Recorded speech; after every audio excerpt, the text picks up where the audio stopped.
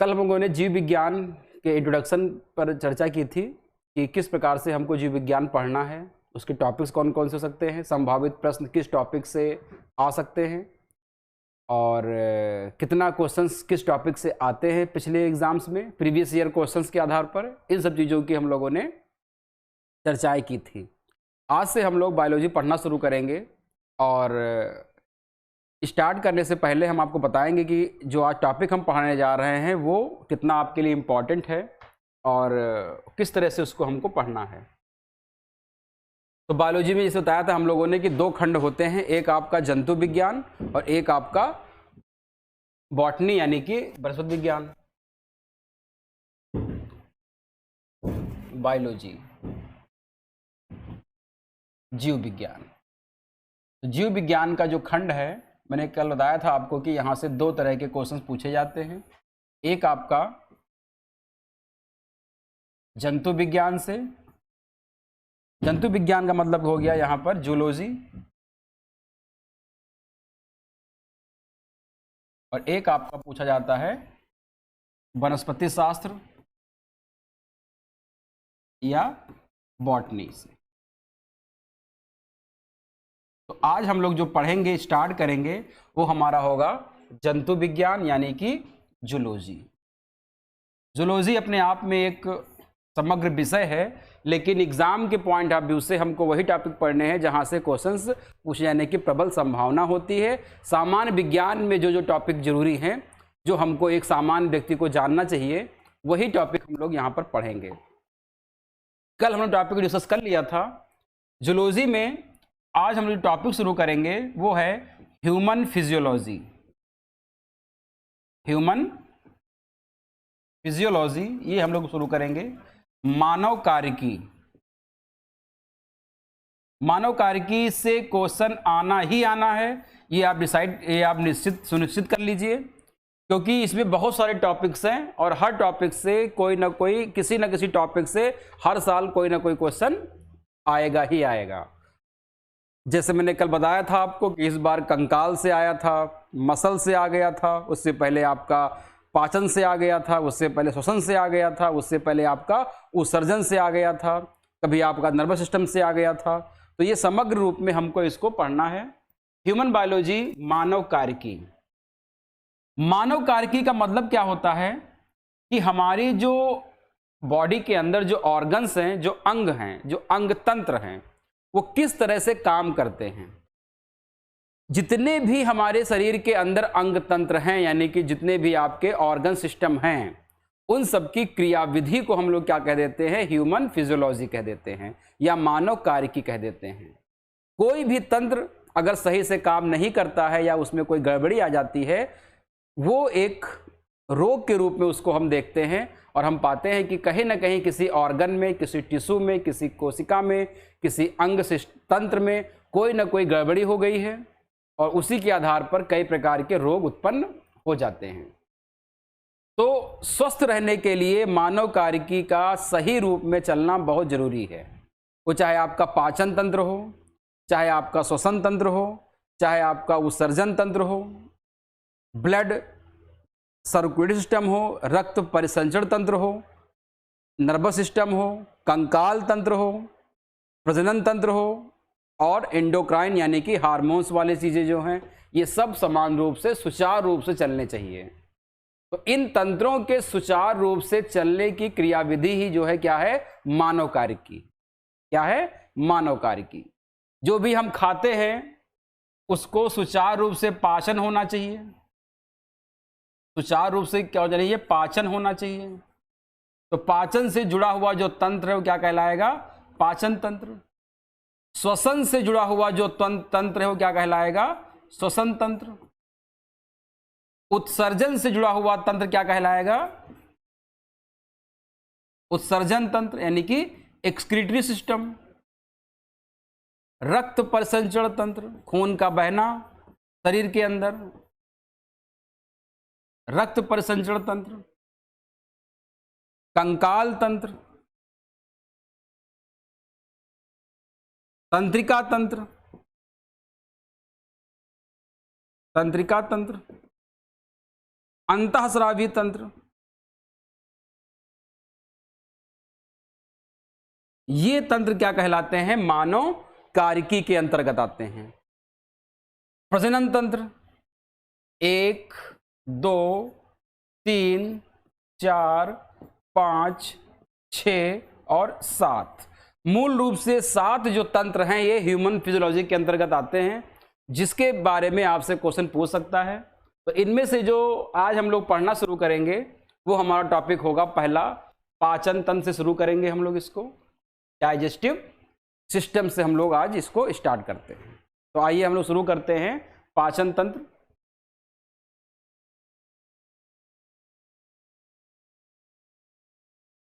अंग्रेजी में कहते हैं इसको डाइजेस्टिव सिस्टम, यानी कि पाचन तंत्र।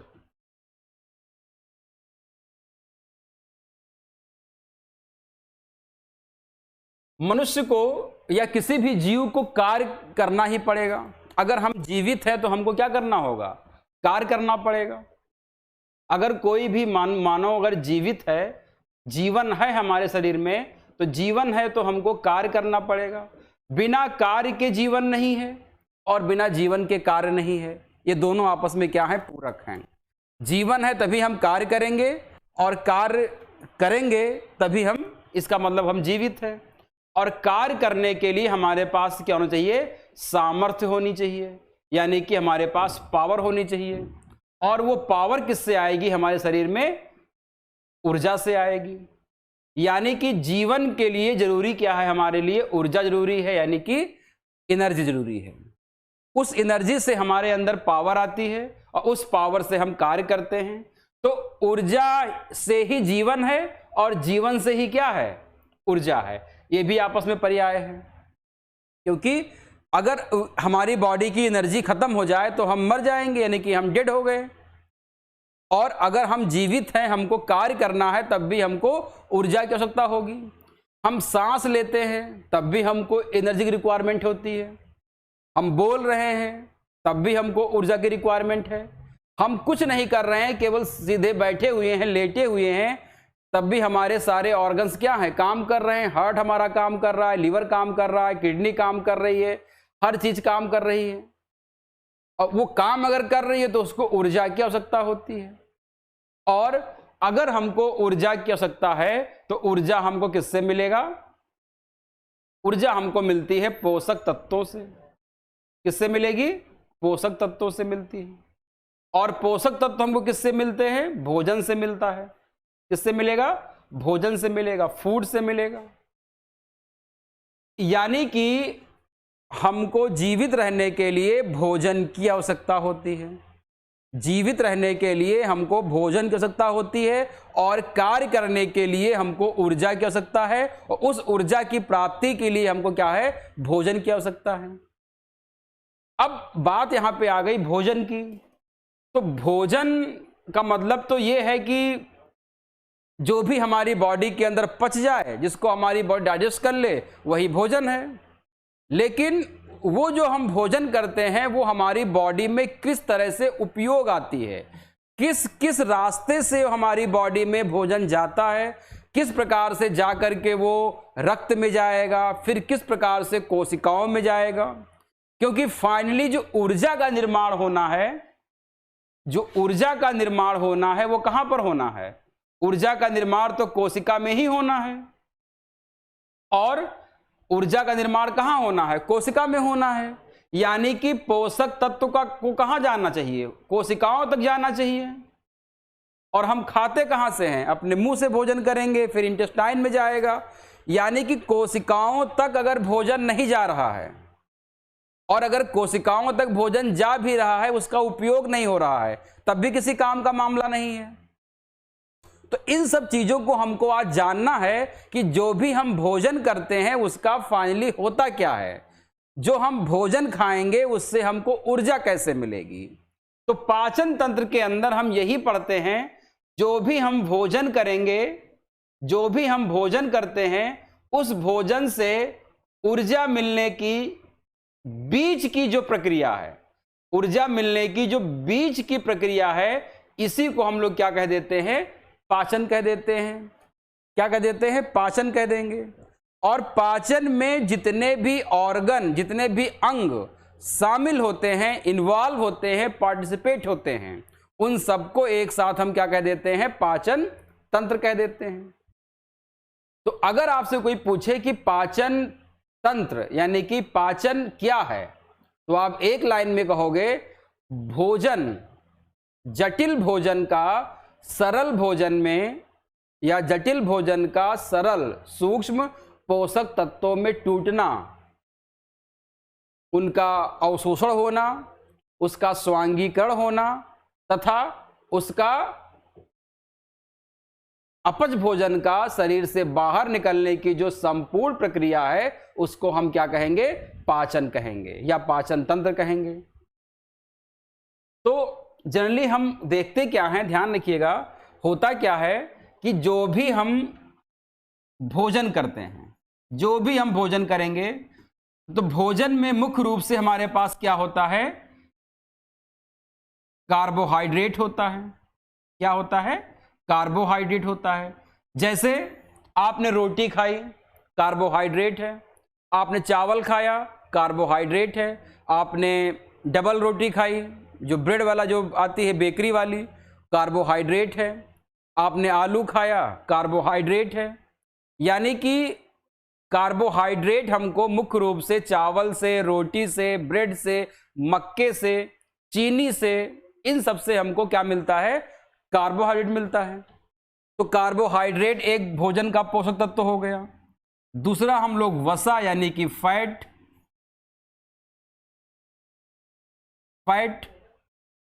और तीसरा हमारा क्या है? प्रोटीन है। क्या है? प्रोटीन। प्रोटीन का मतलब हो गया कि जो हम दाल खा रहे हैं, कोई जो मछली खाता है, कोई सोयाबीन खाता है, कोई दूध में, अलग अलग क्या होते हैं? जो है प्रोटीन के सोर्स होते हैं। तो प्रोटीन का जो मेन सोर्स हमारा है, अगर हम पूछा जाए, तो आपकी दाल और सोयाबीन हो जाएगा। वसा का आपका तेल और घी हो जाएगा। कार्बोहाइड्रेट का आपका आलू चावल हो जाएगा, आलू चावल रोटी हो जाएगा। यही हमारा भोजन है। लेकिन हम इसको जब खाते हैं, तो ऐसा नहीं कि खाते ही हमको ऊर्जा मिल जाती है। इसको हम खाएंगे, फिर क्या होगा कि ये हमारे बक्कल कैविटी यानी कि मुख-गुहा में जाएगा, फिर वहाँ से धीरे धीरे वो चबाने के क्रम में आगे बढ़ेगा, छोटी आमाशय में जाएगा यानी कि स्टमक में जाएगा। स्टमक में जाने के बाद फिर वो छोटी आंत में जाएगा, फिर वो पच जाएगा। पचने के बाद पचा हुआ भोजन जो है वो रक्त में जाता है। तो ये तो हो गया भोजन। लेकिन अगर आपसे कोई पूछे कि पचा हुआ भोजन क्या होगा, पचने के बाद कार्बोहाइड्रेट पचने के बाद क्या बन जाता है? तो कार्बोहाइड्रेट पचने के बाद ग्लूकोज में कन्वर्ट हो जाता है। ये डाइजेस्टेड फूड है। ये क्या है? कार्बोहाइड्रेट आप कुछ भी खाएंगे, आलू चावल रोटी, फाइनली वो किस में कन्वर्ट हो जाएगा? ग्लूकोज में कन्वर्ट हो जाएगा। अगर आप फैट खाते हैं, तो वसा का जब पाचन हो जाएगा, तो ये फैटी एसिड, वसीय अम्ल, फैटी एसिड और ग्लिसरॉल में कन्वर्ट हो जाएगा। किसमें? फैटी एसिड और ग्लिसरॉल में कन्वर्ट हो जाएगा। प्रोटीन जो हम खाते हैं, ये फाइनली अमीनो एसिड में कन्वर्ट हो जाएगा। किसमें कन्वर्ट हो जाएगा? अमीनो एसिड में। तो जो भी आपने कार्बोहाइड्रेट खाया वो ग्लूकोज में, जो आपने फैट खाया वो फैटी एसिड ग्लिसरॉल में, और जो आपने प्रोटीन खाया वो फाइनली अमाइनो एसिड में कन्वर्ट हो गया। इन तीनों को हम लोग क्या कह देते हैं? पचा हुआ भोजन, डाइजेस्टेड फूड कह देते हैं। क्या कहते हैं इसको? डाइजेस्टेड फूड, यानी कि पचा हुआ भोजन कह देते हैं। इसके अलावा हम कुछ चीजें और खाते हैं। वो आपका क्या हो? जैसे आपका विटामिन, इसको हम विटामिन भी खाते हैं, विटामिन ए से लेकर के विटामिन के तक। हम खनिज यानी कि मिनरल्स भी खाते हैं, खनिज यानी कि मिनरल्स, और हम जल भी लेते हैं। तो इन तीनों का पहले से ही इतने छोटे होते हैं कि इनको और छोटे होने की जरूरत नहीं होती है। हमारी जो कोशिका है वो सीधे इसको क्या करती है, एब्जॉर्ब कर लेती है। तो इन तीनों का ब्रेकडाउन यानी कि विखंडन यानी कि खंडन नहीं होता है, ये सीधे सीधे क्या हो जाते हैं, अवशोषित कर लिए जाते हैं, क्योंकि ये पहले से ही इतने क्या होते हैं, छोटे होते हैं। ये पहले से ही क्या होते हैं, इतने छोटे होते हैं।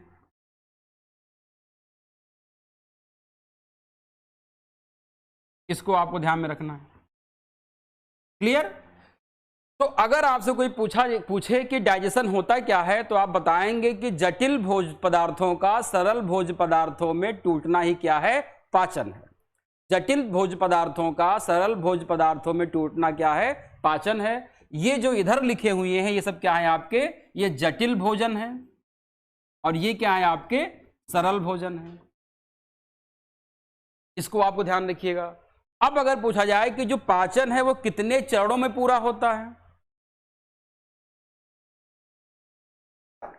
डाइजेशन कंप्लीट कितने स्टेज में होता है, तो पाचन के चरण, पाचन के चरण।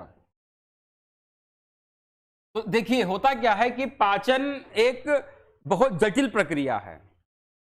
खाली ब्रेकडाउन होना ही पाचन की क्रिया नहीं कहलाती है, ब्रेकडाउन होना पाचन का क्या है, एक हिस्सा है। भोजन को बक्कल कैविटी में यानी कि मुख गुहा में रखना भी पाचन का ही हिस्सा है, फिर उसका ब्रेकडाउन होना भी पाचन का हिस्सा है, फिर उसका आगे बढ़ना छोटी आंत में, आमाशय में, छोटी आंत में जाना, वो भी क्या है, पाचन का हिस्सा है। पचने के बाद उसका रक्त में जाना, वो भी पाचन का हिस्सा है, और रक्त उसको सभी कोशिकाओं में पहुंचाएगी, वो भी पाचन का हिस्सा है। और जो अपच भोजन है, जहां से जिसमें अब कोई मटेरियल बचा ही नहीं है, उसका शरीर के बाहर निकालने की प्रक्रिया भी क्या है, पाचन का हिस्सा है। तो पाचन का अगर आपसे चरण पूछ ले कि कौन कौन से पाचन के चरण होते हैं, तो पहला चरण जो पाचन का होता है वो आपका होता है इंजेशन। क्या होता है, इंजेशन। इंजेशन का मतलब होता है अंतर्ग्रहण, मीन्स भोजन का बक्कल कैविटी में यानी कि मुख गुहा में प्रवेश कराना, यानी कि भोजन को उठाना और मुंह में रखना, यह कहलाता है अंतर्ग्रहण। अंतर्ग्रहण की क्रिया अलग अलग जंतुओं में अलग अलग तरीके से होती है। हम लोग होलोजोइक होते हैं। होलोजोइक का मतलब होता है कि हम संपूर्ण भोजन को मुंह में रख करके फिर उसको हम चबाने के बाद उसको हम अंदर ले जाते हैं, काटते हैं। तो ये होता है इंजेशन।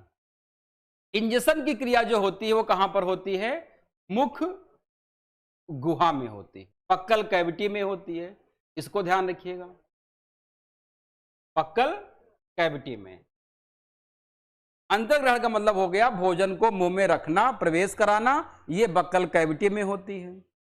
फिर बक्कल कैविटी में दो तीन चीजें होती हैं, जीभ होती है, हमारे टीथ होते हैं, सलाइवरी ग्लैंड होती हैं।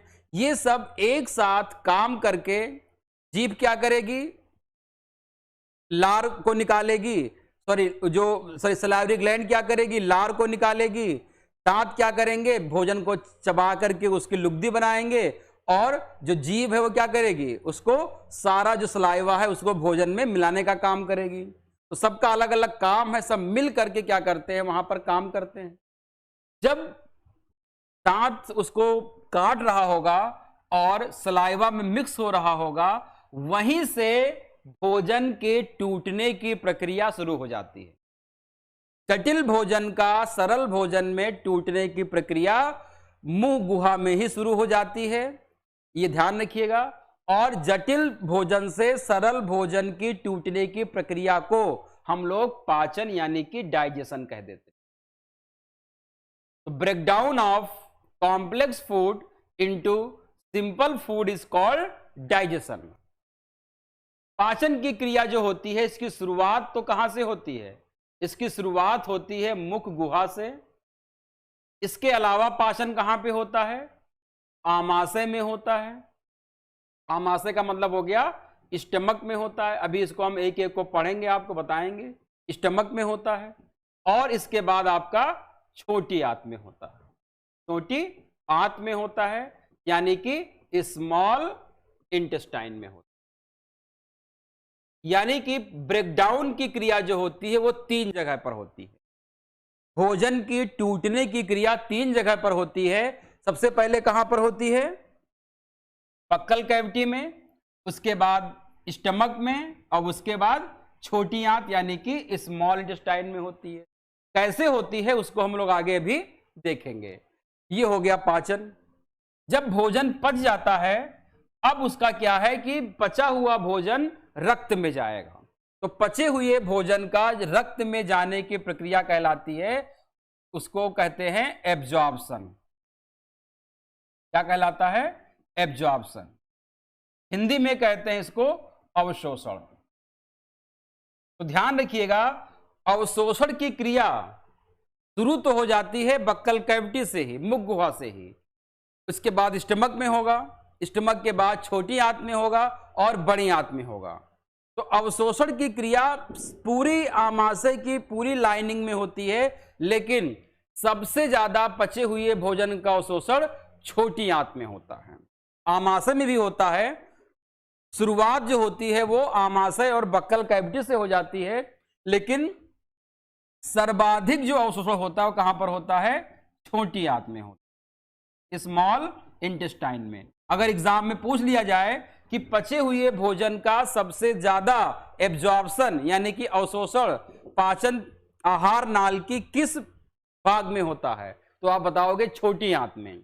और छोटी आंत में भी अगर पूछ ले कहां पर होता है, तो अभी आगे हम डायग्राम से दिखाएंगे आपको। छोटी आंत में क्या होता है? ग्रहणी होती है, जिसको अंग्रेजी में ड्यूडेनम कहा जाता है, ड्यूडेनम। छोटी आंत कहां पर होती है? ग्रहणी में होती है, इसको आपको ध्यान में रखना है। छोटी आंत के ग्रहणी में होती है। अब ये चला गया रक्त में, तो पचा हुआ भोजन कहां चला गया? रक्त में चला गया, ब्लड में। अब ब्लड पूरी बॉडी में क्या हो रहा है? फैल रहा है, फ्लो हो रहा है। अब मान लो कि ब्लड, हमारा खाना कहां पे था? छोटी आंत के पास था, वहां ब्लड आया, और उसने क्या किया? वहां पर फूड को एब्जॉर्ब कर लिया।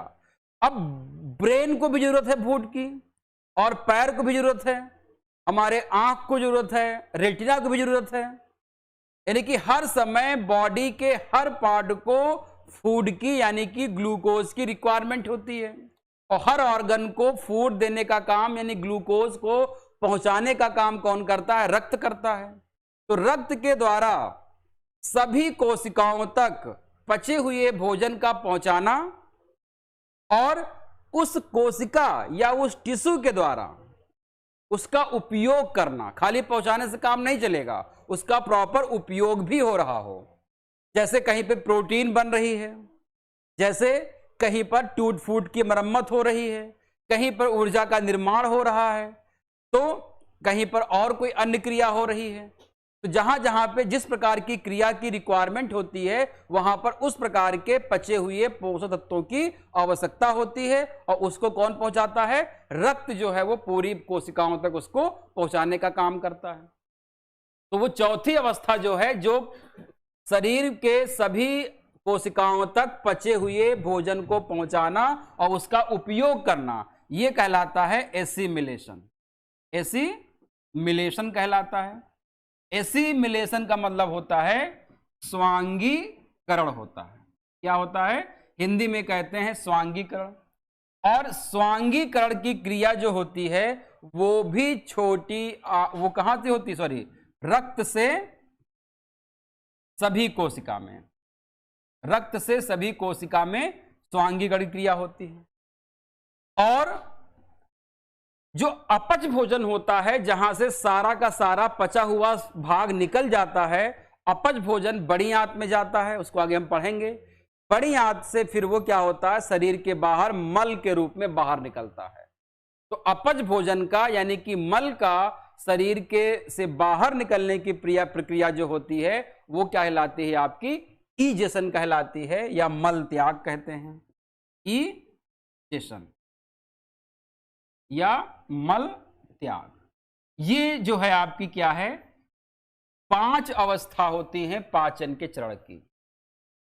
भोजन को मुख में प्रवेश कराना, जटिल भोजन का सरल भोजन में तोड़ना, छोटी आंत से यानी कि आहार नाल से भोजन का रक्त में प्रवेश करना, रक्त के द्वारा पचे हुए भोजन का सभी कोशिकाओं और ऊतकों तक पहुंचाना, और अपच भोजन का शरीर के बाहर निकालने की जो क्रिया है वो क्या कहलाती है? आपकी इंजेशन कहलाती है।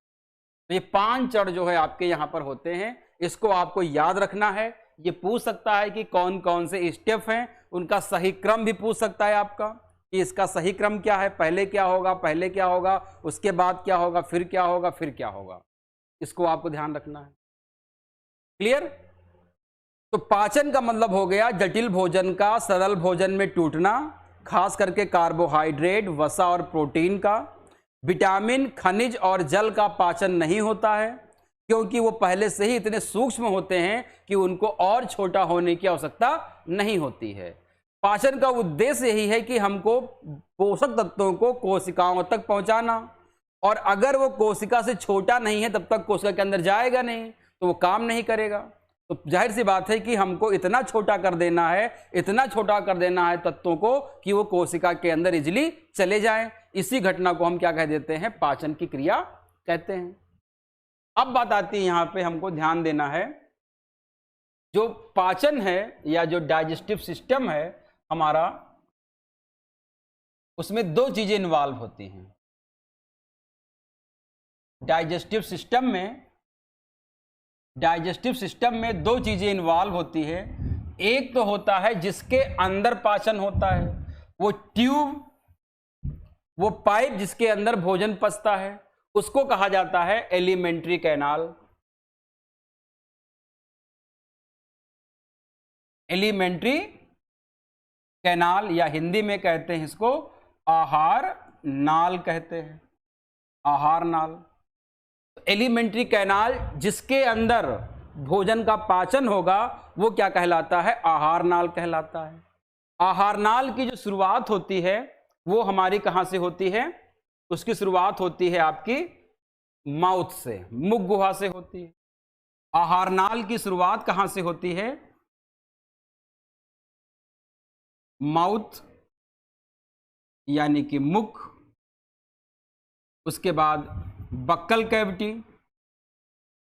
बक्कल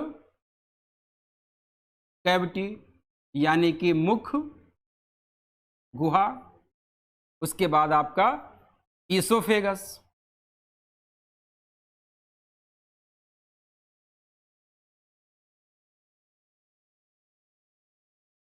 इसको कह देते हैं भोजन नली, फूड पाइप, या इसी को ग्रास नली भी कह देते हैं, ग्रास नली कह देते हैं इसी को। फिर हमारा होता है स्टमक यानी कि आमाशय, आमाशय। उसके बाद क्या होगा आपका? स्मॉल इंटेस्टाइन, छोटी आंत,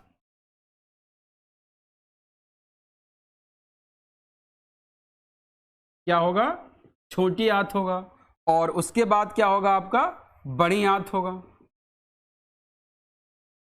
सॉरी, उसके बाद क्या होगा आपका? लार्ज इंटेस्टाइन होगा, लार्ज इंटेस्टाइन आएगा यानी कि बड़ी आंत आएगी। और उसके बाद आपका आएगा ये एनस यानी कि गुदा द्वार। तो ये क्या है? हमारे आहार नाल है पूरा, ये पूरा क्या है? आहार नाल। तो हमारे एलिमेंट्री कैनाल में इतने हिस्से होते हैं: mouth, buccal cavity, oesophagus, stomach, small intestine, large intestine and anus. इन सब को मिला के हम क्या कह देते हैं? आहार नाल कह देते हैं। आहार नाल जो होती है वो लगभग 9 मीटर के आसपास होती है, लगभग 9.1 मीटर के आसपास इसकी लंबाई होती है हमारी। अलग अलग जंतुओं में ध्यान रखिएगा, शाकाहारियों की अपेक्षा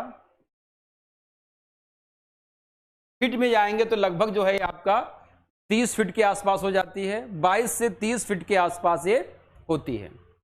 शाकाहारी जंतु होते हैं उनकी आहार नाल लंबी होती है, मांसाहारियों की आहार नाल की लंबाई थोड़ी सी क्या होती है, छोटी होती है, क्योंकि शाकाहारियों को भोजन को पचाने के लिए एंजाइम की जो रिक्वायरमेंट है वो धीरे धीरे होती है, इसलिए उनको धीरे धीरे भोजन को पचाना होता है, इसलिए उनकी आहार नाल लंबी होती है। जो भी कार्निवोरस होते हैं उनकी आहार नाल हमेशा जो है वो हर्बीवोरस से छोटी होगी।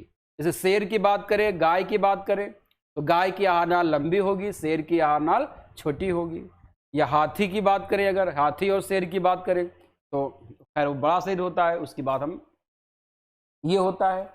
अब ये जो हम पढ़ेंगे तो बताएंगे कौन सी किसकी कहाँ पे कितनी लेंथ होती है। तो ये हो गया जिसके अंदर भोजन पचेगा, वो ये प्रोसेस हो गई।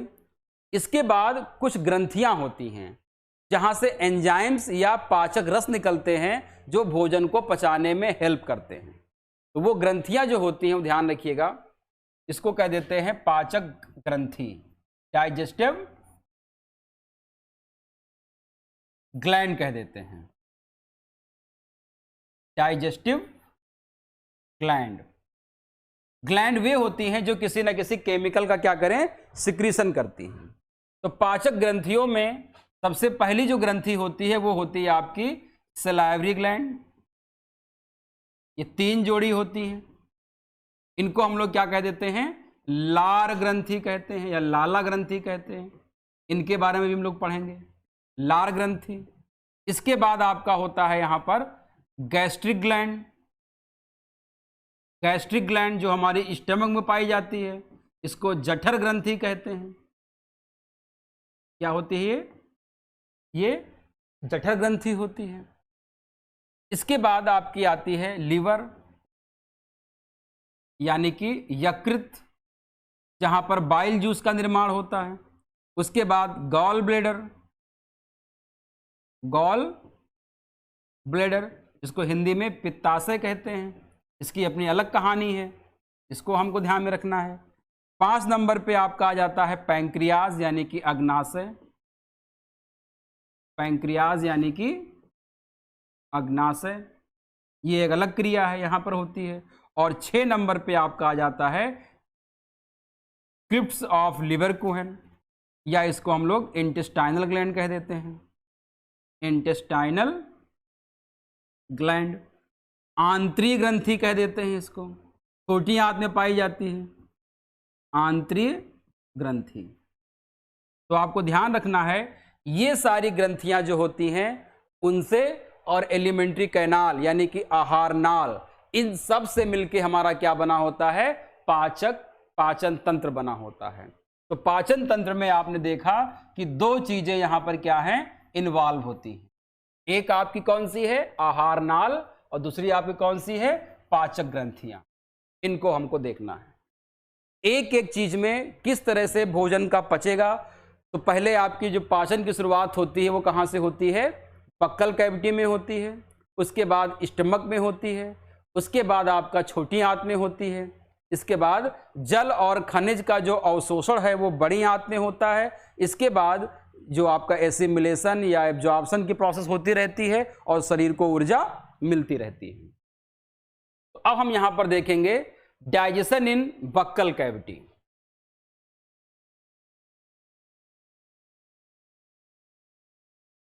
डाइजेशन इन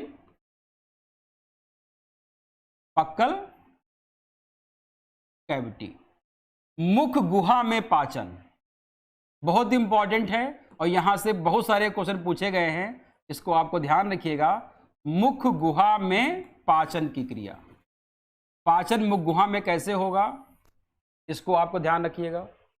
तो ध्यान दीजिएगा, जो हमारी बक्कल कैविटी है यानी कि जो मुख गुहा है उसमें 3 चीजें होती। एक आपकी क्या होती है, सलाइवरी ग्लैंड होती है। दूसरा आपका क्या होता है, टीथ होते हैं, दांत होते हैं। और तीसरा क्या होता है आपका, टंग होता है।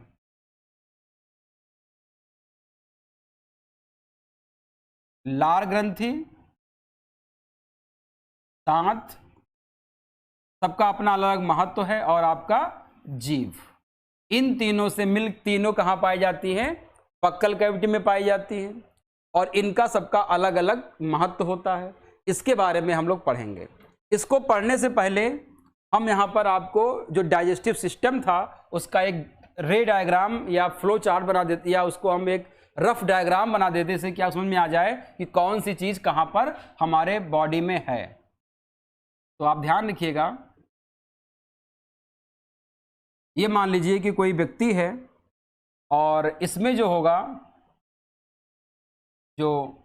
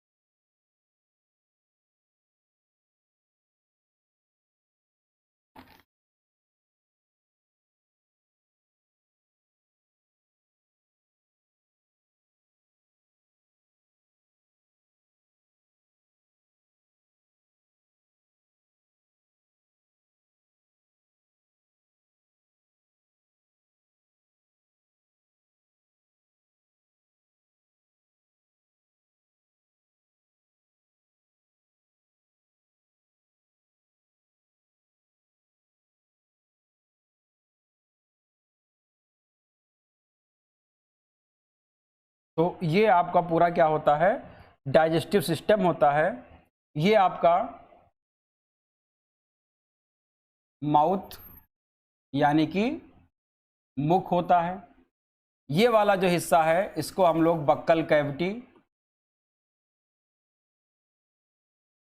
यानी कि मुख गुहा कहते हैं। क्या कहते हैं? मुख गुहा। मुख गुहा के अंदर ही हमारी जो है लार ग्रंथि होगी, दांत होंगे और टंग होंगे। आगे बढ़ेंगे यहाँ पर, तो यहाँ पर एक जो है वो आपका फायरिंग्स होता है। फायरिंग्स जो होता है इसको हम लोग ग्रसनी कह देते हैं। जहाँ पर ये ग्रसनी जो होती है ये रेस्पिरेटरी सिस्टम और पाचन तंत्र दोनों का साझा होता है। जो हम सांस लेते हैं और खाना खाते हैं दोनों यहाँ पर, जैसे हम जब सांस लेंगे तो ये खुल जाएगा, और जब हम खाना खाएंगे तो ये बंद हो जाएगा। तो ये कॉमन पैसेज है श्वसन तंत्र का और पाचन तंत्र का। ये पूछ भी चुका है।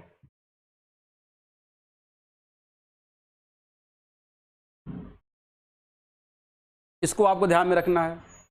तो दूसरी चीज आपको ध्यान रखनी है कि ये हो गया फायरिंग्स। इसके बाद यहां पर आपका आता है, इसको कहते हैं ईसोफेगस, ग्रसनी, ग्रास नली यानी कि फूड पाइप कहा जाता है इसको, ग्रास नली, या इसको हम क्या कह देते हैं? फूड पाइप कह देते हैं। इसको आपको ध्यान में रखना है।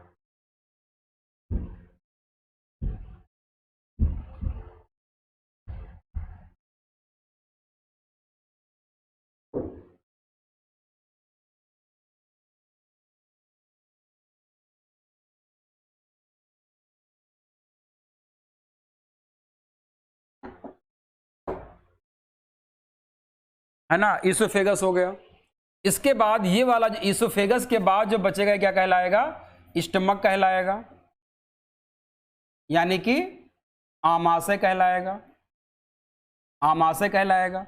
आमाशय के बाद ये जो अंदर वाला जो पार्ट है ये कहलाता है स्मॉल इंटेस्टाइन।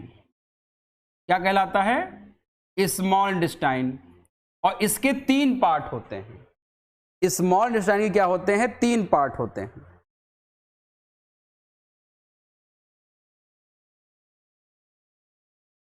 एक कौन सा होता है?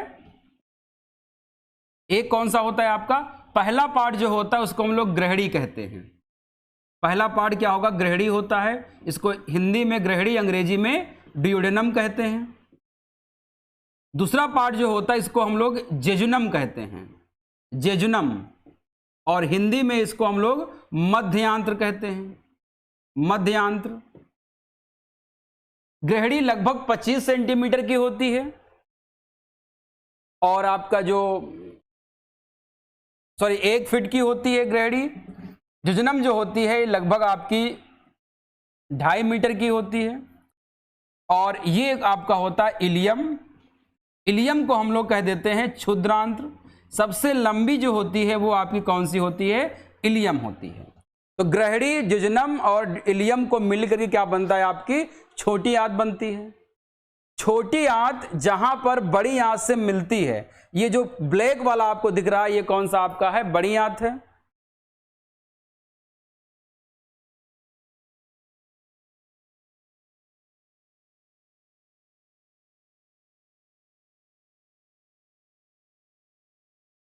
और ये आपकी छोटी आंत का इलियम हो गया। ये छोटी आंत का क्या है? इलियम वाला हिस्सा है। और जहां पर छोटी आंत और जो ये बड़ी आंत होती है, बड़ी आंत का जो सबसे पहला पार्ट होता है उसको हम लोग सीकम कहते हैं। क्या कह देते हैं? सीकम। सीकम को हिंदी में अंधनाल कहा जाता है। और ये जो बड़ा वाला हिस्सा होता है इसको हम लोग कोलोन कहते हैं, कोलोन। बृहदांत्र कहते हैं इसको हम लोग, बृहदांत्र कह देते हैं। और ये वाला जो पार्ट होता है इसको हम लोग रेक्टम कह देते हैं, यानी कि मलाशय कहते हैं। तो बड़ी आंत के भी क्या होते हैं? 3 पार्ट हो गए। बड़ी आंत का पहला पार्ट क्या हो गया? सीकम। दूसरा आपका हो गया कोलन। और तीसरा क्या हो गया आपका? रेक्टम। ये वाला रेक्टम हो गया।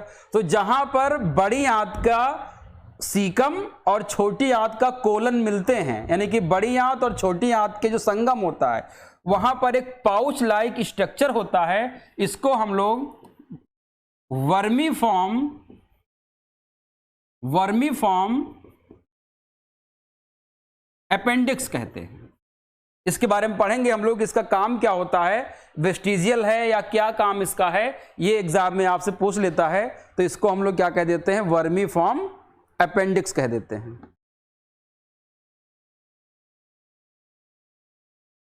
ठीक है, इसको आपको ध्यान में रखना है। वहीं पर क्या होता है कि जो ग्रंथियां हैं, एक ग्रंथि तो आपकी कहां पाई जाती है? बक्कल कैविटी में। बक्कल कैविटी में जो ग्रंथि पाई जाएगी इसका नाम है सलाइवरी ग्लैंड। क्या नाम है? सलाइवरी ग्लैंड, जो बक्कल कैविटी में पाई जा रही है।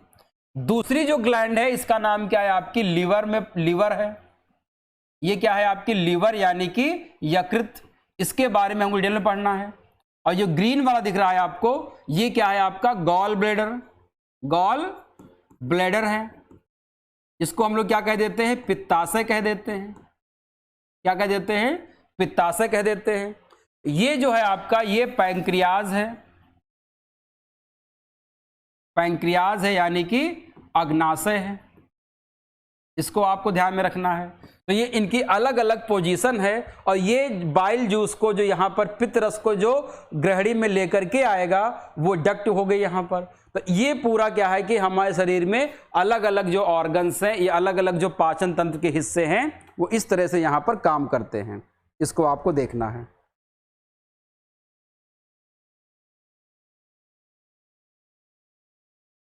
ठीक है, तो इसको आपको ध्यान रखना है। तो 3 पार्ट हो गए आपके बड़ी आंत के और 3 पार्ट आपके कौन से हो गए? छोटे आंत के। छोटी आंत का पहला हिस्सा ग्रहणी, दूसरा आपका जेजुनम यानी कि मध्यांत्र, और तीसरा आपका क्षुद्रांत्र। बड़ी आंत की जो लंबाई होती है वो कम होती है, चौड़ाई ज्यादा होती है। लगभग 2.5 इंच का जो है जिसका क्या होता है वाइड होता है, और लगभग ये 5.5 फुट का होता है। ये आपको ध्यान रखना है, ये आपको ध्यान रखना है। तो और इसमें भी सबसे लंबा वाला हिस्सा कौन सा होता है? कोलन होता है। कोलन में सबसे ज्यादा जल और खनिज का क्या होता है? एब्जॉर्प्शन यानी कि अवशोषण होता है। इसको आपको ध्यान में रखना है। और ये आपका स्टमक हो गया। स्टमक के अंदर जो ग्लैंड होगी उसको हम लोग गैस्ट्रिक ग्लैंड कहते हैं। यहाँ पे जो ग्लैंड होगी क्या कहलाएगी? वो गैस्ट्रिक ग्लैंड कहलाएगी। तो इसको हम लोग चर्चा करेंगे आगे से। अब हम लोग यहाँ पे बात करेंगे डाइजेशन इन बक्कल कैविटी में। मुख गुहा में पाचन की बात कर रहे थे, तो मुख गुहा में 3 चीजें होती हैं, सलाइवरी ग्लैंड, लार ग्रंथि, टीथ और टंग। तो पहले हम लोग बात करेंगे सलाइवरी ग्लैंड की, लार ग्रंथि की। तो ध्यान रखिएगा, मनुष्य में हम लोगों में जो लार ग्रंथियां हैं वो 3 जोड़ी होती हैं, 3 पेयर सलाइवरी ग्लैंड्स होती हैं।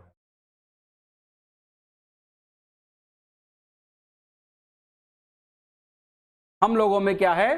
3 पेयर सलाइवरी ग्लैंड होती हैं, 3 जोड़ी लार ग्रंथियां होती हैं। पहली होती है आपकी पैरोटिड ग्लैंड होती है, जो सबसे बड़ी होती है। अगर एग्जाम में आ जाए कि सबसे बड़ी सलाइवरी ग्लैंड कौन सी है, तो क्या बताएंगे? पैरोटिड। ये हमारे कान के पास में होती है, दोनों हमारे कान के पास, इधर इधर दोनों कान के पास होती हैं और बड़ी होती हैं पैरोटिड।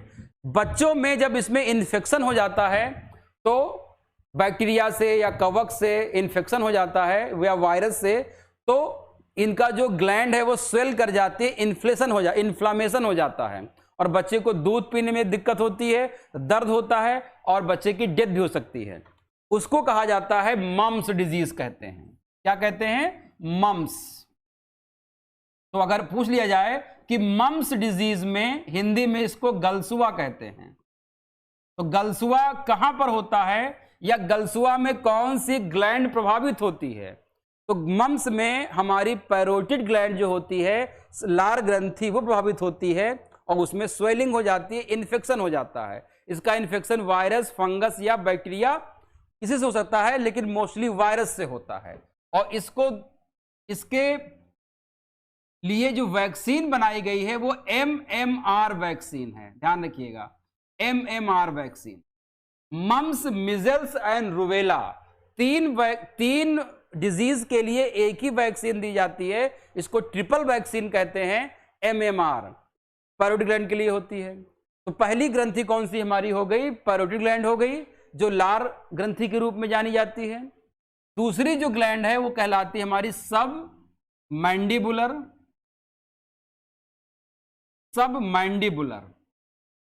ये जो हमारी टंग होती है, टंग, एक तो टंग पीछे अटैच होती है सबस्ट्रेटम पे और ऊपर आगे वाला हिस्सा उठा होता है। तो अगले हिस्से पे जो ग्लैंड होती है उसको हम लोग क्या कह देते हैं? सब मैंडिबुलर। और जो तीसरी होती है उसको हम लोग कह देते हैं सबलिंगुअल। तो पैरोटिड, सब मैंडिबुलर और सबलिंगुअल।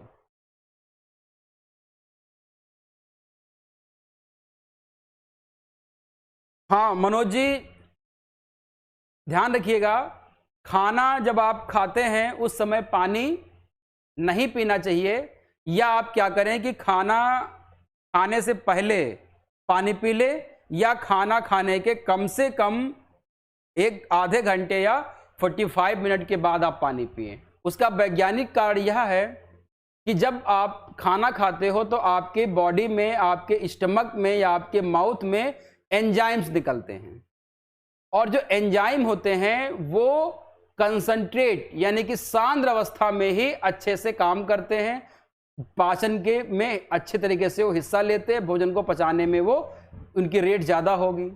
लेकिन जैसे आप पानी पी लेंगे तो एंजाइम क्या हो जाते हैं? डाइल्यूट हो जाते हैं।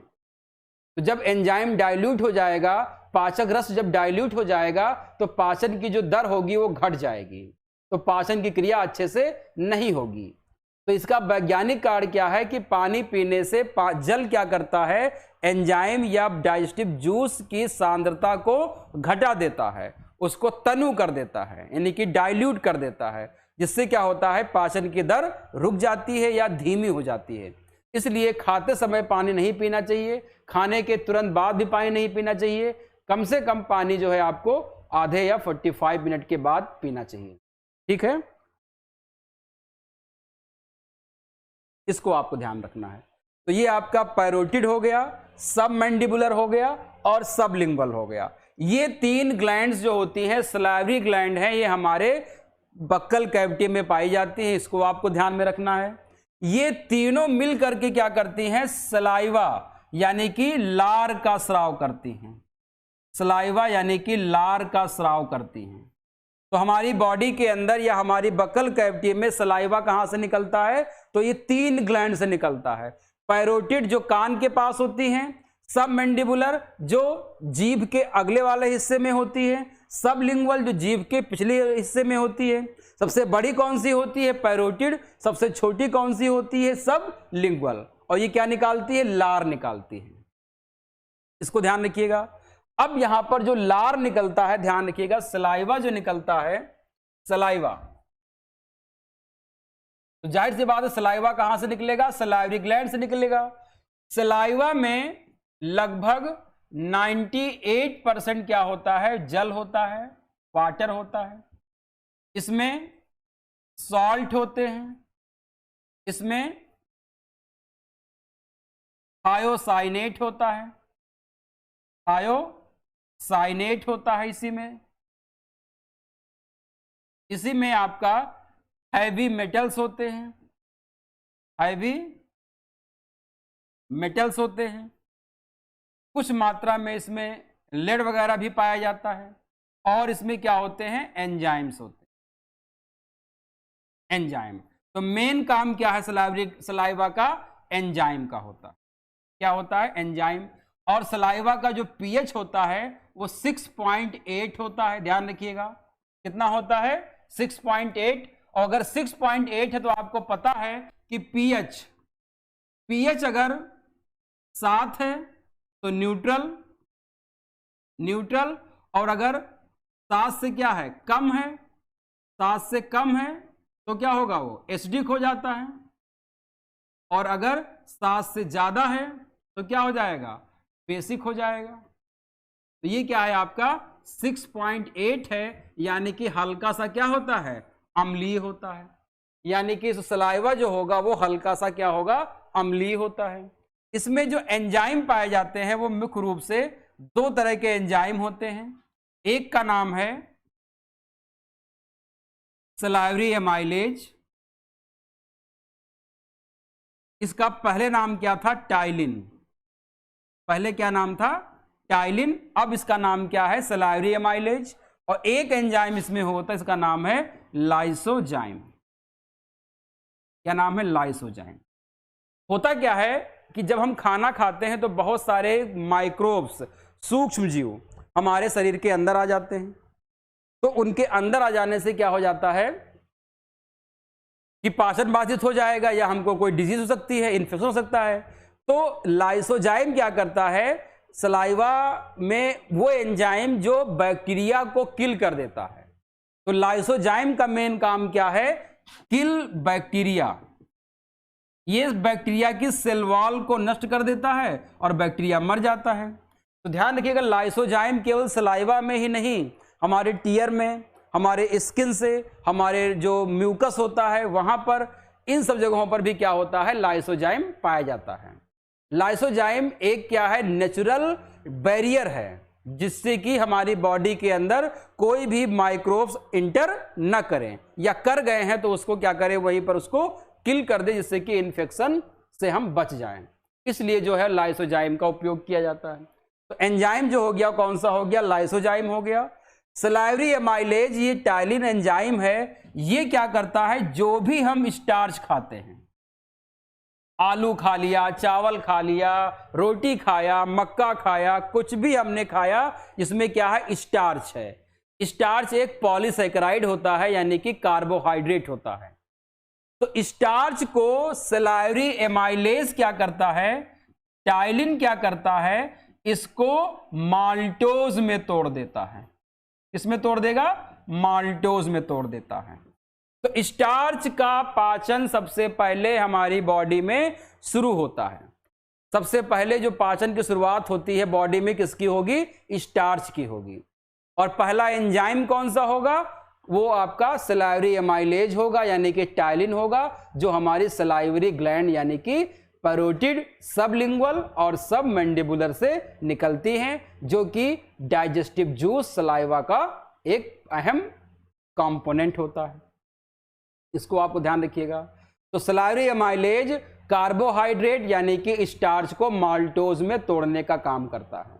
माल्टोज जो है एक डाइसैकेराइड है, 2 ग्लूकोज के अणुओं से मिलकर बना होता है। माल्टोज क्या है? एक डाइसैकेराइड है। एक क्या है? डाइसैकेराइड है, जो ग्लूकोज और ग्लूकोज से मिलकर बना होता है। वहीं स्टार्च क्या है? ये पॉलीसैकेराइड है। ये क्या है? पॉलीसैकेराइड है। यानी कि टाइलिन क्या करता है? पॉलीसैकेराइड को डाइसैकेराइड में तोड़ देता है। ये भी क्वेश्चन पूछ सकता है कि कौन सा एंजाइम है जो पॉलीसैकेराइड को डाइसैकेराइड में तोड़ देता है? तो कौन सा हो जाएगा? टाइलिन यानी कि सलाइवरी एमाइलेज हो जाएगा। दूसरा एंजाइम क्या है यहां पर? लाइसोजाइम। वो क्या करता है? वो बैक्टीरिया को नष्ट करने का काम करता है। ये काम सलाइवरी ग्लैंड के द्वारा किए जाते हैं। लेकिन बिना भोजन को चबाए हम पाचन को आसान नहीं बना सकते हैं। देखिए, जो बुढ़े लोग हो जाते हैं, जिनके दांत गिर जाते हैं, वो नकली दांत लगवा लेते हैं, है ना? क्यों लगवा लेते हैं? क्योंकि उनको चबाने के लिए, काटने के लिए जरूरी है। वैसे दांत का गिरना एक प्राकृतिक प्रोसेस है। दांत इसलिए गिरते हैं, देखिए बच्चों में दांत नहीं होते हैं और वृद्धों में दांत गिर जाते हैं। अगर दांत की उस उम्र में आवश्यकता होती तो नेचर दांत उनको देता। दांत उनको क्यों नहीं देता है? छोटे बच्चों में दांत क्यों नहीं होते हैं? क्योंकि छोटे बच्चों में कठोर चीज को पचाने की क्षमता नहीं होती है। वृद्ध में भी जब इंसान ज्यादा वृद्ध हो जाता है, 60-65 साल से ऊपर जब इंसान हो जाता है, तो उसके दांत गिर जाते हैं। क्यों? क्योंकि उस अवस्था में भी उसको कठोर चीजें, हार्ड चीज पचाने की क्षमता खत्म हो चुकी होती है, पाचन तंत्र कमजोर हो चुका होता है। तो बचपन में और वृद्धावस्था में हमको ज्यादातर नेचर का यह कहना है कि आप लिक्विड चीज, सॉफ्ट चीज, जो सामान्य चीज हो उस पर आप जीवित रहिए। बहुत कठोर चीज आपको नहीं खानी चाहिए, हार्ड चीज नहीं खानी चाहिए, चबा के खानी चीजें आपको नहीं खानी है। लेकिन लोग नकली दांत लगवा करके क्या करते हैं? खाते हैं। बच्चों में दांत लग नहीं सकते हैं और उनको ग्रोथ भी करनी है तो उनको नहीं होता है। तो दांत का हमारे जीवन में बहुत अहम रोल है, खास करके पाचन में। तो हम लोग उसकी बात करते हैं। दांत जो होते हैं हमारे शरीर में किस तरह के होते हैं? दांत, इसको हम लोग टीथ कहते हैं। तो हमारे शरीर में जो दांत होते हैं, मनुष्य में जो दांत होते हैं, उनको 3 तरह से डिवाइड किया गया है। पहला जो है वो हमारे दांत जो होते हैं वो थीकोडॉन्ट होते हैं। थीकोडॉन्ट का मतलब होता है ऐसे दांत जो मसूड़े में धसे होते हैं। बहुत सारे ऐसे आपको एनिमल मिलेंगे जिनमें दांत मसूड़े के ऊपर लगे होंगे। जैसे ये मान लीजिए हमारा क्या है? मसूड़ा है, ये गम है, ये क्या है? ये मसूड़े हैं। तो हमारे जो दांत होंगे, आप देखा हो अगर आपने, तो हमारे जो दांत होते हैं वो क्या होते हैं? यहां पर हमारे जो दांत होते हैं वो इस तरह से आप देखेंगे, इसी में धसे होते हैं ऐसे। ये गम, ये आपका मसूड़ा हो गया, ये वाला। तो एम्बेडेड इन सॉकेट, यानी कि ऐसे दांत जो मसूड़े में धसे होते हैं वो क्या कहलाते हैं? थीकोडॉन्ट कहलाते हैं। मसूड़े में धसे होते हैं। लेकिन बहुत सारे ऐसे एनिमल होंगे, वहां पे आप देखेंगे कि दांत जो उनके होंगे वो मसूड़े के ऊपर केवल होंगे, धसे नहीं होंगे। इस तरह से आपको वहां पर दांत आपको दिखाई देंगे।